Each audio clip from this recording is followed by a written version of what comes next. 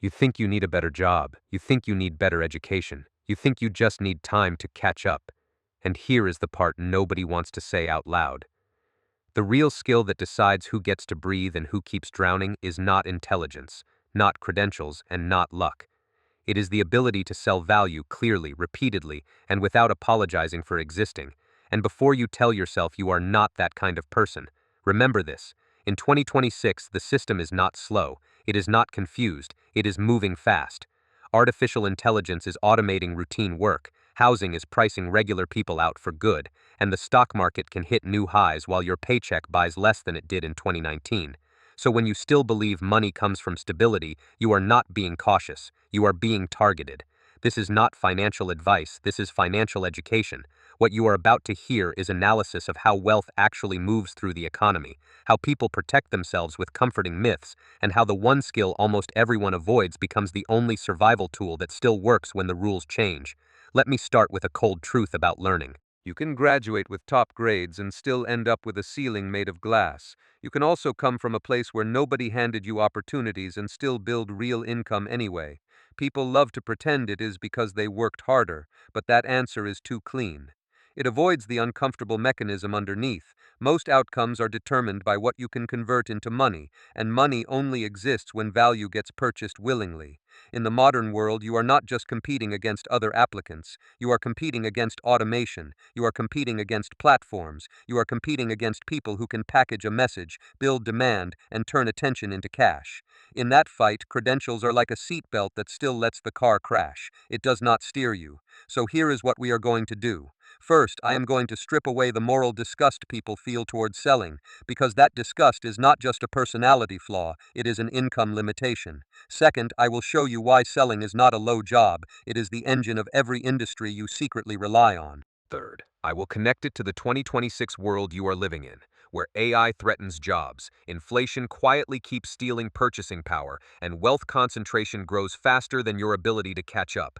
And finally, I will give you a practical way to think and act, not in some fake motivational way, but like someone who understands the reality of leverage and risk.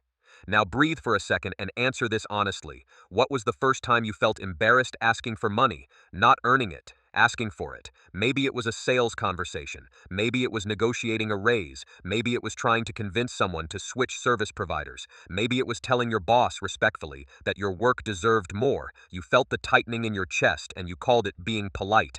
But deep down it was fear. Fear of rejection. Fear of being judged. Fear that if someone says no, the entire interaction proves something about your worth. That fear is not unique. It is designed. It is trained into you by school systems that reward passive absorption, by social media that rewards looking confident while doing nothing difficult, and by family stories that treat commerce like something a serious person avoids.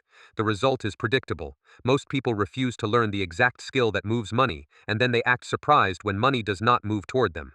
And here is where the stakes get real, because in 2026, the traditional ladder is not just creaking, it is being replaced. AI is no longer a future concept. It is a present tool in offices, customer service desks, marketing departments, and even parts of software development. Some companies do not just fire people, they shrink whole teams and keep the output because the pipeline is automated. And if you are still betting your survival on getting hired and staying, you are betting on a shrinking business model. Do you know what companies do when they shrink costs? They go harder on revenue, always. Revenue does not automate away. Revenue gets more aggressive. In high competition, you do not win by having a good resume. You win by making the next buyer choose you over the next alternative. That is selling. Whether you call it sales, marketing, negotiation, partnership outreach, or influence, it is the same mechanism. Value gets presented, and someone decides whether to trade their money for what you offer. So let us kill one myth right now. The myth is that selling is manipulation, and the seller is always the villain. That myth feels good because it lets you feel morally superior without learning anything. But it collapses under the simplest test. Imagine you are a buyer. Imagine you need a product or service that solves a problem. If the salesperson is honest, the buyer has the power to say no. If the product is useless, the buyer will disappear.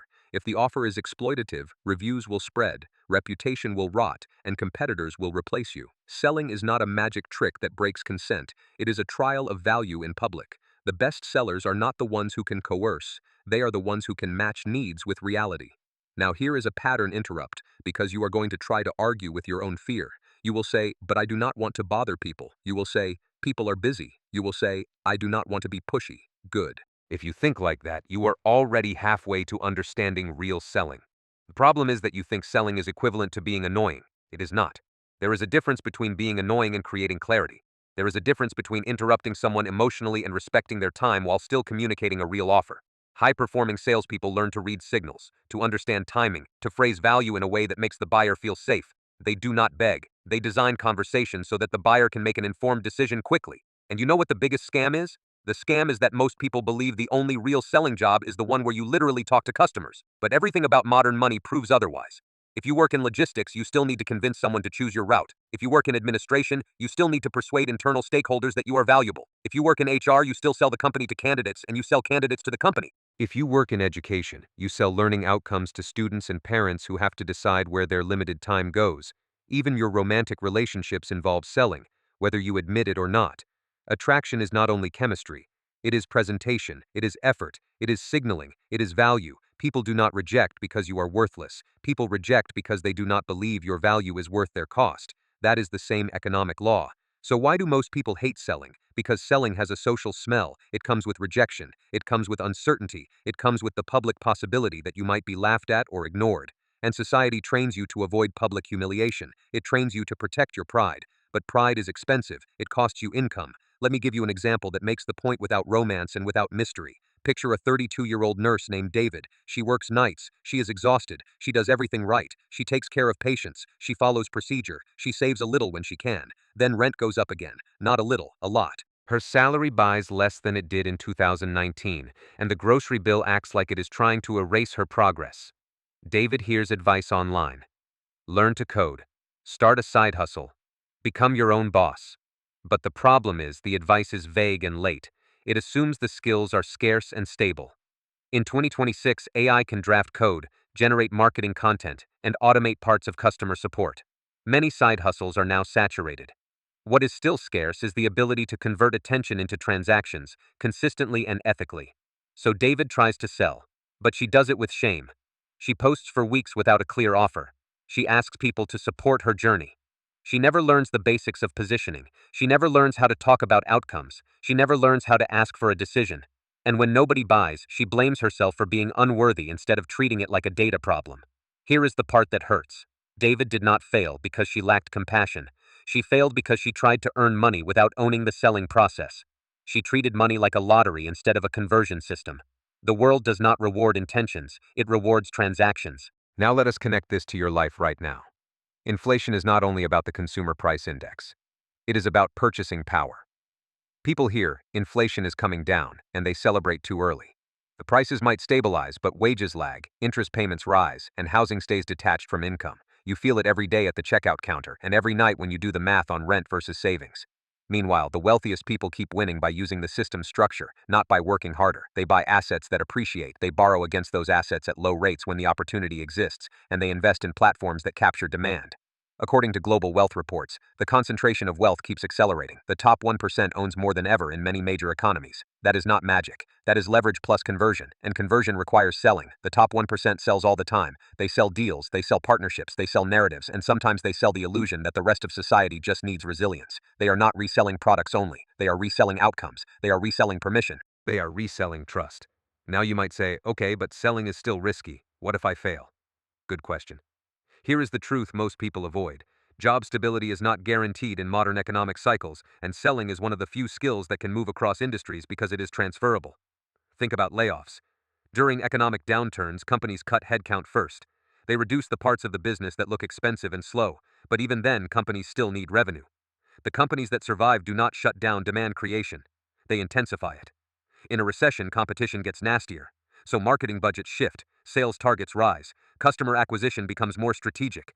Whether you want to believe it or not, selling is more necessary when times are worse, not less. That is why the argument that sales is not stable is built on a misunderstanding. Sales income can vary, yes, but the skill gives you options. A person who can sell can often find a channel. They can switch offers. They can switch industries. They can move from one product to another because the underlying mechanism stays the same. Communicate value, handle objections, convert prospects. But a person who relies only on stable employment can be removed instantly.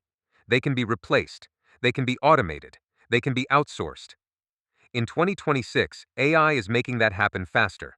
A company can replace a middle layer with software, and then it cuts the people who manage the software. The buyer does not care. The buyer keeps spending. So the company keeps chasing buyers. Here is where the story gets uglier, because now we talk about the internal enemy.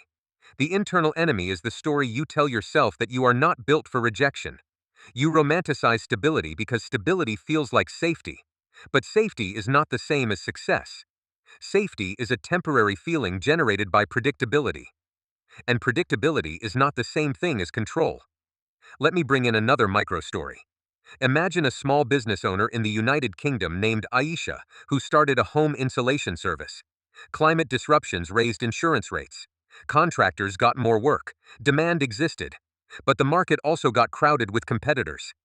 She had the technical know-how. She had the equipment. She had the permits. She did not have a selling system. Aisha did what most people do when they are scared. She waited for leads. She posted online. She responded to inbound messages slowly. When someone asked for a quote, she apologized for pricing. She sounded uncertain. She sounded like a person asking for permission to exist. And then she wondered why people compared her against the cheapest option.